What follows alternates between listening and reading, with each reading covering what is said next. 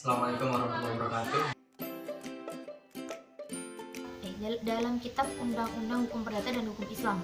Namun demikian, Kitab Undang-Undang Hukum Perdata ada ketentuan bahwa anak tersebut dianggap sebagai anak yang sah setelah diakui sebagai anak sekaligus disahkan sebagai anak akibat dari pengakuan dan pengesahan anak ini.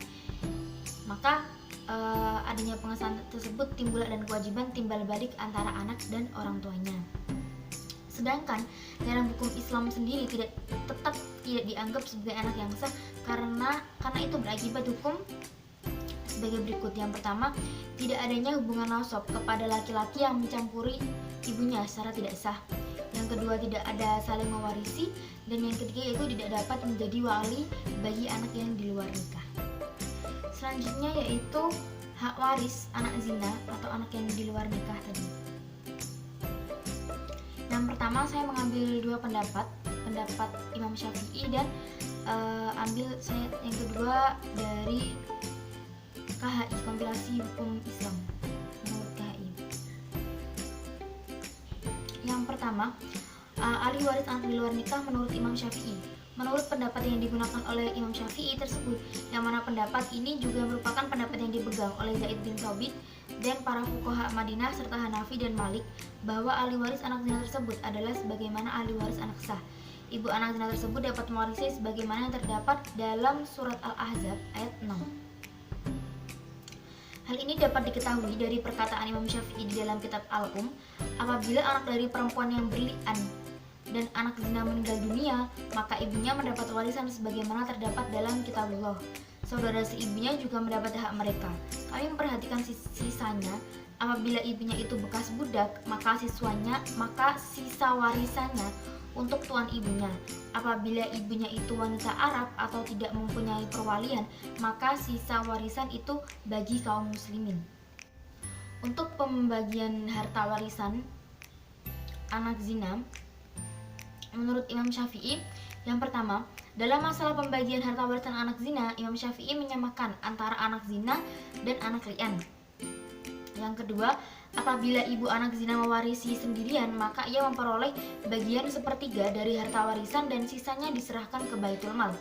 Yang ketiga, apabila ibu anak zina mewarisi bersama-sama dengan seorang saudara atau saudari seibu, maka ibunya mendapat bagian sepertiga, sedangkan saudara atau saudari seibu dari anak zina tersebut memperoleh bagian 1/6, kemudian sisanya diserahkan ke Baitul Mal.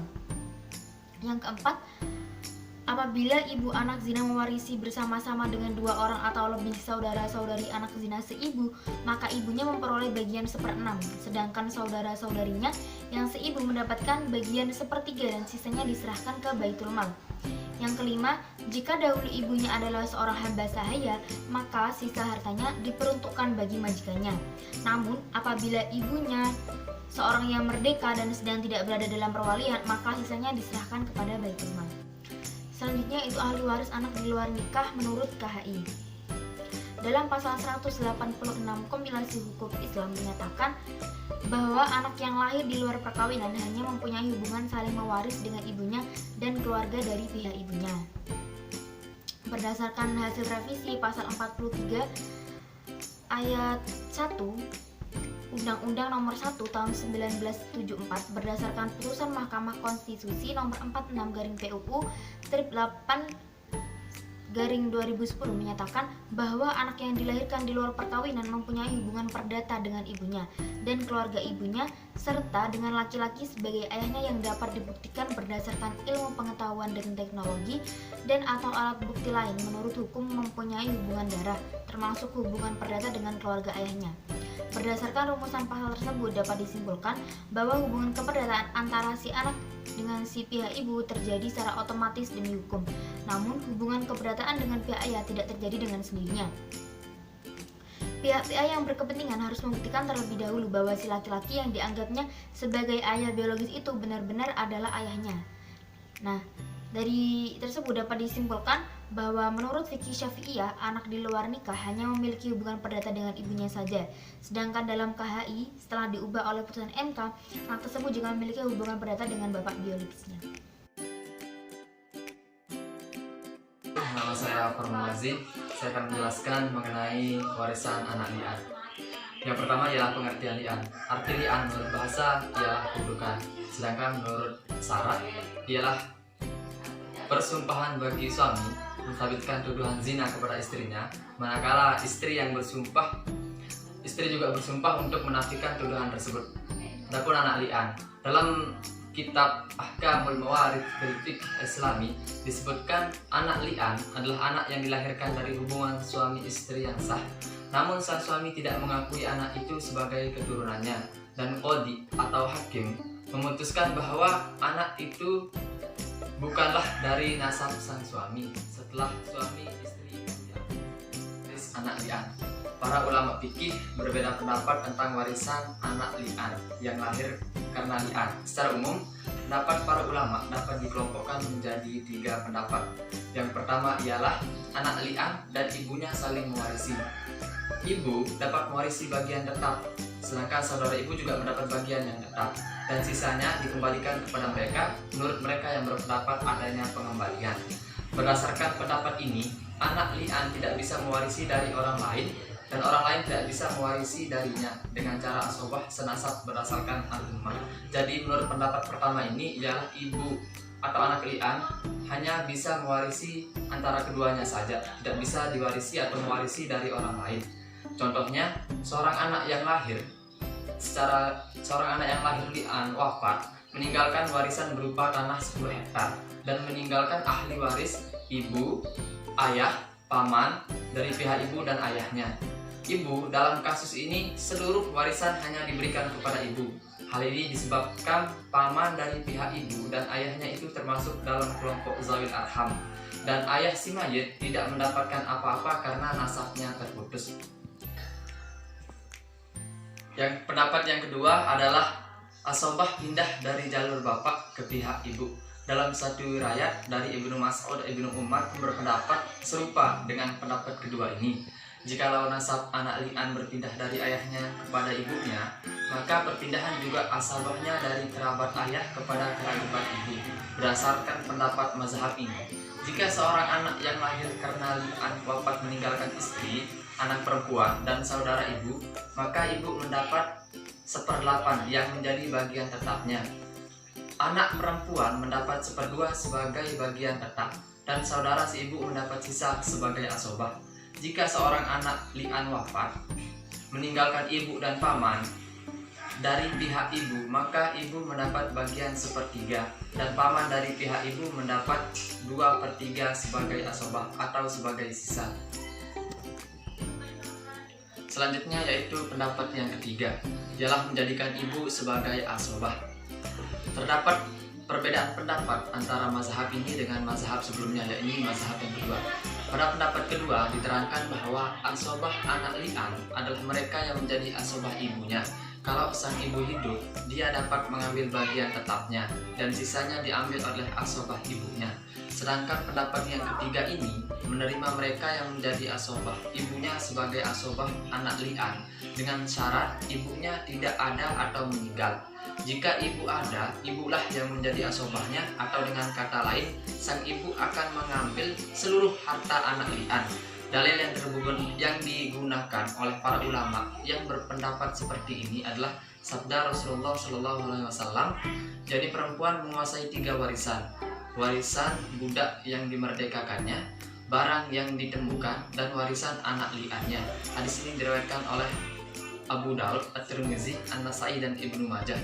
Contohnya, jika seorang anak li'an wafat meninggalkan istri, ibu, dan saudara perempuan seibu, maka istri mendapat 1/4 sebagai bagian tetap, dan ibu mendapat seluruh sisanya sebagai bagian tetap dan sekaligus sebagai asobahnya.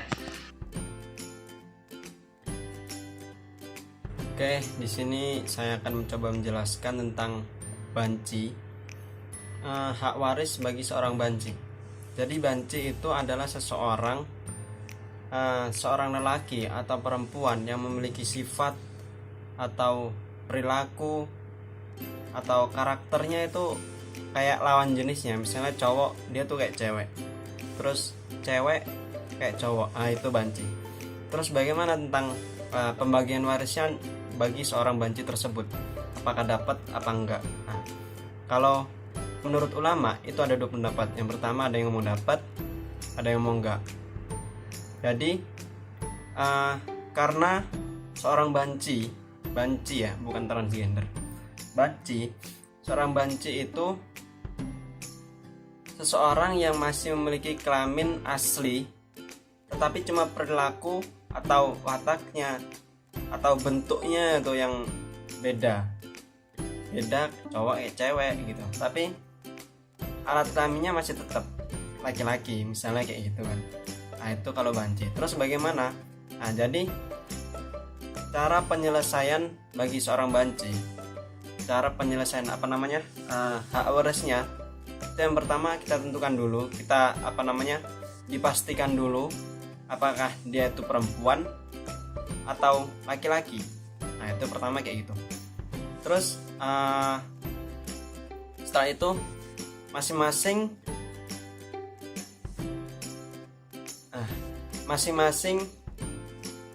asal muasalnya itu dari dua prediksi tersebut digabung dengan menggunakan KPK.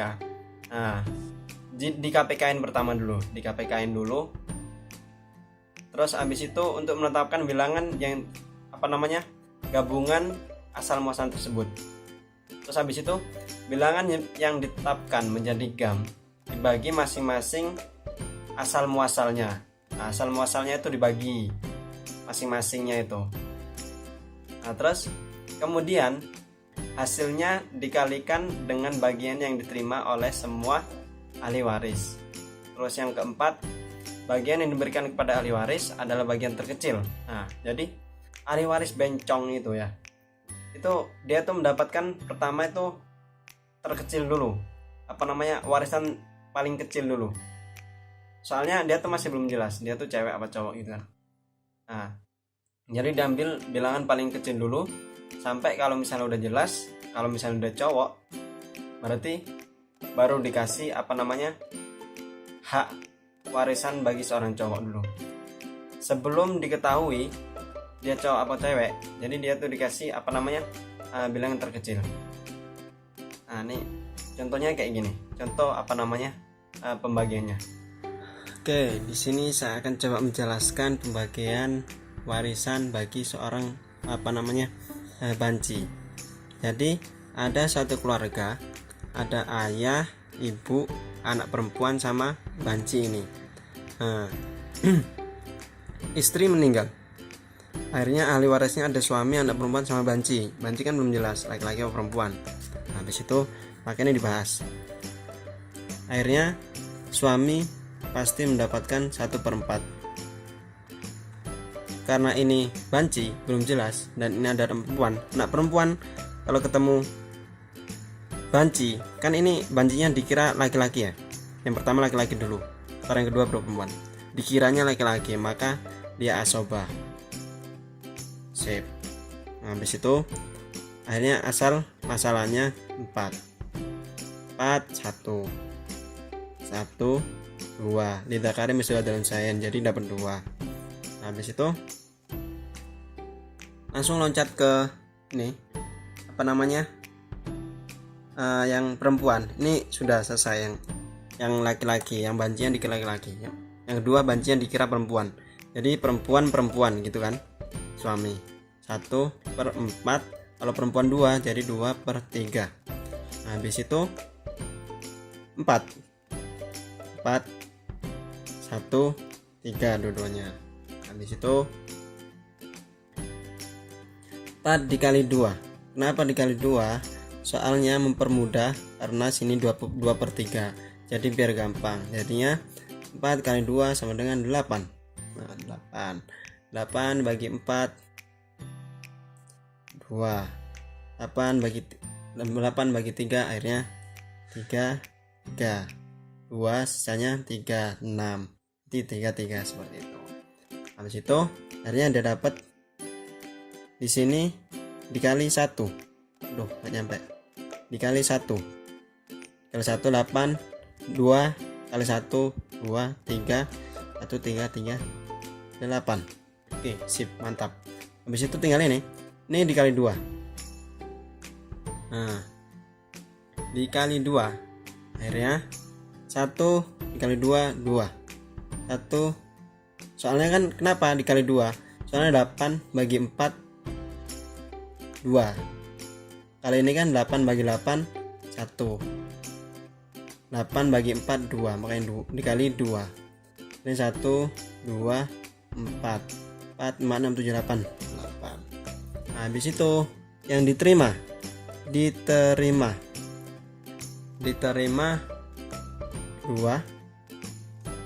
2 3. Yang ditahan 1. Nah, kenapa ditahan? Soalnya belum pasti dia tuh cewek apa cowok, makanya ditahan dulu 1, nunggu jelas, habis itu baru satunya yang ditambahin. Nah, habis itu terus yang ditahan itu kemana? Nah, jadi kayak gini, suami, anak perempuan, sama banci. Yang diberikan kepada suami itu 2. Nah, ini ya, 2 2 3. Yang ditahan 1. Kenapa? Yang mana ditahan? Yang ini tahan 1. Nah, seperti itu. Akhirnya jumlah yang ditahan 1. Nah, terus ditahan biar jelas. Setelah itu kalau misalnya terbukti dia laki-laki, banci ini laki-laki, misalnya itu suami plus 0, cewek plus 0, ini bancinya plus 1. Plus 1 dari mana? Dari yang ditahan tadi. Nah, soalnya kan di 3. Kalau misalnya dia laki-laki kan berarti 2 kali lipatnya perempuan, maka 2 kali 2 berarti 4. Lidzakari mislu hadzil unsyayain, jadinya dia dapat 4, bakalan dapat 4. Kalau misalnya dia terbukti laki-laki, Kalau misalnya dia perempuan, nah maka rumusnya plus 0, tetap suami ini nggak ditambahin, yang ditahan nggak dikasih ke suami, plus 1 plus 0. Kenapa dikasih ke sini? Karena dia ini terbukti cewek. Yang kedua kan, pertama, kedua. Yang kedua terbukti cewek misalnya. Nah, yang satunya ini dikasih ke saudara perempuan yang satunya. Kan sama, cewek berarti 3-3. Bukan lidzakari mislu hadzil unsyayain, jadi sama gitu kan. Akhirnya kalau misalnya cewek terbukti bancinya itu cewek, maka suami dapat 2, anak perempuan dapat 3. Banci tadi kan terbukti cewek, jadinya cewek, anak perempuan dapat 3. Kalau misalnya ini kalau cewek kan, kalau misalnya cowok, suami dapat 2, anak perempuan dapat 2, anak laki-laki dapat 4. Nah, ini kalau terbukti cowok. Oke, seperti itu cara penghitungannya ya, biar nggak nggak bingung. Oke, itu hasil presentasi usaha kami. Mungkin ada yang salah, kami mohon maaf. Kalau misalnya masih ada pertanyaan, masih bingung soal hitung-hitungan tadi, bisa langsung tanyakan, ntar bisa kami jawab dengan semampunya. Oke, syukran azamina. Assalamualaikum warahmatullahi wabarakatuh.